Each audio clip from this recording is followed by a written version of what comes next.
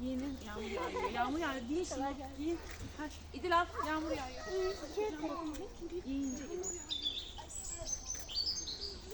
Bak ne güzel şeyler var burada. Ana burası niye boş? Dünyanın büyük ihtimal.